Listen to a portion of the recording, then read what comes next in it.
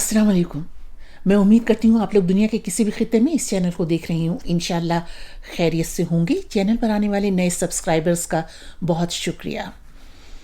दोस्तों, आप लोगों ने आजकल सोशल मीडिया पर भी और पाकिस्तान में जो लोग रहते हैं उन्होंने वहाँ की मसाजिद में और शहरों में ये जो हैं मुफ्ती तारिक मसूद, इनके बारे में एक बाज़ गश्त सुनी होगी कि इन्होंने कनाडा में कुछ ऐसा कहा है जिसको पाकिस्तान में बहुत ज़्यादा मुतनाज़े बना दिया गया। और ये जो हैं मुफ्ती तारिक मसूद, ये मुबल्लिग़ हैं और अपनी शोला बयानी की वजह से काफ़ी मारूफ़ हैं और अक्सर बड़े बड़े इज्तिमात से ख़िताब करते हुए भी नज़र आते हैं। इनके बहुत से नज़रियात ऐसे हैं जिनसे शदीद इख्तिलाफ भी किया जा सकता है, लेकिन खैर इस वक्त ये मौजू नहीं है। मुफ्ती तारिक मसूद के इस बयान को जो सबसे ज़्यादा मुतनाज़ बनाया है वो TLP ने, जो तहरीक लब्बैक कहती है ख़ुद को और अपने आप को वो लोग दावा करते हैं कि वो आशिक़ रसूल हैं। और दुनिया में कहीं भी अगर नाउज़ुबिल्लाह रसूलुल्लाह सल्लल्लाहु अलैहि वसल्लम की शान में कोई गुस्ताखी की जाएगी तो ये फ़ौरन उसके लिए एक कत्ल का फतवा जारी कर देते हैं। तो इसी तरह अब भी हुआ है, मुफ्ती तारिक मसूद के इस बयान को मुतनाज़ बना के और एक तरह से उनका कत्ल का फतवा जारी कर दिया गया। इस पर जो पाकिस्तान के उलमा हैं उन्होंने फ़ौरन मुफ्ती तारिक मसूद से ये कहा कि आप इस पर माजरत कीजिए, माफ़ी मांगिए। लिहाजा जो तारिक मसूद साहब हैं इन्होंने फ़ौरन एक माजरतनामा इसी तरह से सोशल मीडिया पर जारी कर दिया। मेरे बारे में ये दावा किया गया कि मैंने ऐसे अल्फाज कहे जिससे नबी सल्लल्लाहु अलैहि वसल्लम की बेअदबी झलकती है या उसमें गुस्ताखी का पहलू निकलता है, ये दावा किया गया। तो मैं अपने इन अल्फाज से रुजू करता हूँ, मुझसे बेहतियाती हुई है तो मैं रुजू करता हूँ अपने इन अल्फाज से। जिन लोगों का ये ख्याल है कि मेरी वजह से उनको तकलीफ़ हुई है तो मैं उन लोगों से मादरत भी करता हूँ, अल्लाह ताला से तौबा भी करता हूँ और अपने इन अल्फाज से मैं रुजू भी करता हूँ। मेरा जो पहला मादरतनामा गया था उसमें हमारे ही बाज़ अकाबिर को, जिनमें सर फहरिस्त हज़रत मुफ्ती अब्दुल साहब भी हैं, जिनकी हिदायत पर मैं ये दोबारा मादरतनामा रिकॉर्ड करवा रहा हूँ, तो उन समेत दीगर मेरे बाज़ अकाबिर को कुछ तहफ़्फ़ुज़ात हैं। तो नबी सल्लल्लाहु अलैहि वसल्लम का इरशाद है, या बनी आदम कुल्लुकुम खत्ताऊन व खैरुल खत्ताईन अत-तव्वाबून। ए बनी आदम, तुम में से हर शख्स से गलती हो सकती है, बेहतरीन गलती करने वाले वो हैं जो तौबा कर लें। और तौबा के तीन ही अरकान होते हैं कि आवाम से माजरत कर ली जाए, अल्लाह ताला से तौबा कर ली जाए और अपनी गलती से रुजू कर लिया जाए, अपने अल्फाज से रुजू कर लिया जाए। तो मैं समझता हूँ कि तौबा के तीनों अरकान इसी तरह पूरे होते हैं। तो अगर मेरे पिछले क्लिप से किसी को इत्मीनान नहीं हुआ था तो मेरा ख्याल है मेरे इस क्लिप के बाद अब इत्मीनान हो जाना चाहिए। मुफ्ती साहब, मुझे आपसे बिल्कुल कोई हमदर्दी नहीं। आप माफ़ी के ख्वास्तगार कैसे हो गए? आप तो ये कहा करते थे। मैं पूरी जिम्मेदारी के साथ ये फतवा देता हूं आप हजरात को, पूरी जिम्मेदारी के साथ, कि अगर आप अपने कानों से किसी को सुने गुस्ताखी करता हुआ रसूलुल्लाह सल्लल्लाहु अलैहि वसल्लम की शान में, पूरी जिम्मेदारी के साथ कहता हूं उसे वही मौत की घाट उतार दें, अदालत में जाने की जरूरत ही नहीं है उसे। और अब मैं आपको ये बताती हूँ कि मुफ्ती तारिक मसूद ने दरअसल कहा क्या है। तो मुफ्ती तारिक मसूद ने ये कहा कि कुरान शरीफ में अगर कुछ ग्रामर की अगलात हैं तो वो इस वजह से रह गई कि हमारे नबी अकरम सल्लल्लाहु अलैहि वसल्लम अनपढ़ थे, पढ़े लिखे नहीं थे। उन पे जब वही का नुज़ूल होता था तो वो फिर किसी कातिब से लिखवाया करते थे। तो अगर जो गलतियां हैं ग्रामर की तो वो कातिबीन की वजह से हैं। तो इस सिलसिले में मुझे दो बातें कहनी हैं कि अव्वलन तो ये कि हमारे रसूल सल्लल्लाहु अलैहि वसल्लम अनपढ़ ज़रूर थे, मगर ये कैसे मुमकिन था कि जो कुछ आयत उन पर नाजिल हुई और वो जो कुछ लिखवा रहे हैं वो लिखने वाला उसे गलत लिख सके?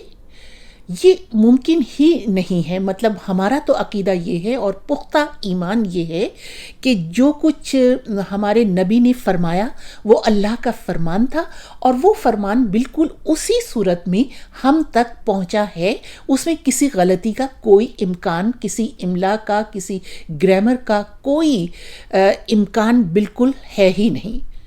दूसरा और अहम नुक्ता ये है कि हमने जो अरबी सीखी है और पढ़ी है, या मुसलमानों को दुनिया भर में जहाँ भी उन्होंने अरबी पढ़ी और सीखी है, वो कुरान की ज़बान है।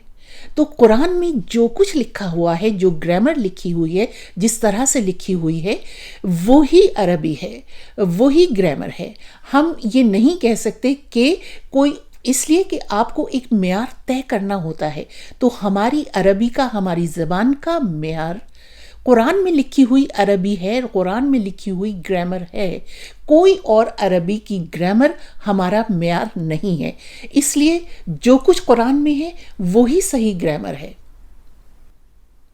اور مولوی حضرات اپنے ساتھی کو بچانے کے لیے اب یہ کہتے ہیں کہ معافی مانگ لو، کوئی توبہ کر لو، اور وہ جو سینکڑوں افراد کے خون بہا دیے گئے، ان کے لیے تو کبھی بھی آپ لوگوں نے اس طرح سے نہیں کہا۔ کیا دو قانون ہیں اسلام میں، علماء کے لیے الگ اور عوام کے لیے الگ؟ اس سب کے ذمہ دار آپ لوگ ہیں، مفتی حضرات ہیں، علماء کرام ہیں۔ اب آپ ہی لوگوں کو اس کا سدباب کرنا ہوگا، ورنہ پاکستان محض ایک قاتلستان بن کر رہ جائے گا جیسا کہ اس وقت ہے۔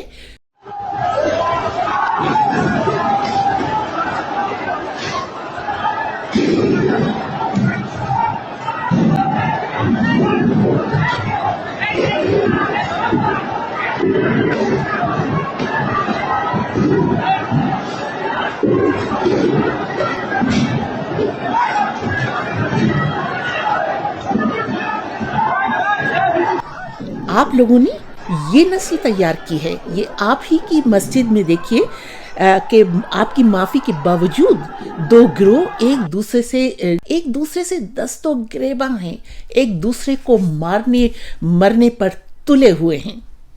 اس کا صرف ایک ہی حل ہے، اس قانون پر نظر ثانی کروائیے جو قانون نہیں، موت کا پروانہ ہے، ڈیتھ وارنٹ ہے، جس کی وجہ سے دنیا بھر میں اسلام کی تصویر مسخ ہوئی اور اسلام کو ایک انتہا پسندانہ اور عدم برداشت کا مذہب قرار دے کر اسے دہشت گردی کے مترادف قرار دے دیا گیا۔ اور پھر یہ بھی ہوا کہ اس لوگوں نے اپنی ذاتی دشمنیوں کو اسلامی تحریکوں سے وابستہ کر لیا۔ بہت مرتبہ جب لوگ مارے گئے، قتل ہوئے، تو بعد میں پتہ چلا کہ یہ تو زمین ہتھیانی تھی، یہ تو جائیداد ہتھیانی تھی، اس لیے توہین مذہب کا الزام لگا دیا اور آرام سے اس کو مار دیا، اور لوگ پھر آپ کی واہ واہ کرنے لگتے ہیں۔ آپ نے کوئی توبہ کی، معافی کی گنجائش ہی نہیں رکھی۔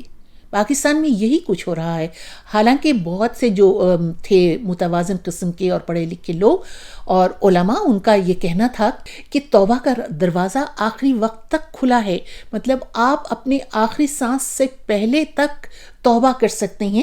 تو آپ نے تو اپنے ہی دین کی، اپنی ہی جو ہے الہامی کتاب کی خلاف ورزی کی ہے یہ قانون بنا کر، کہ جس میں آپ نے توبہ کا دروازہ ہی نہیں رہنے دیا، گنجائش ہی نہیں چھوڑی، معافی کی گنجائش ہی نہیں چھوڑی۔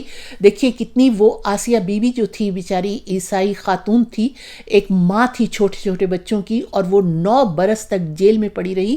اس وقت بھی نہ جانے کتنی بڑی تعداد ہے جو لوگ صرف انہی الزامات کی وجہ سے قیدیں جھیل رہے ہیں، ان کو وکیل تک نہیں ملتے۔ اگر اب بھی آپ لوگوں نے اس کا کوئی حل نہیں نکالا تو بس یہ سمجھ لیجئے کہ دین کے نام پر، مذہب کے نام پر پاکستان ایک طرح سے قاتلستان ہی بن کر رہ جائے گا۔ آپ لوگوں کی کیا رائے ہے ضرور لکھیے گا۔ اجازت دیجیے، خدا حافظ۔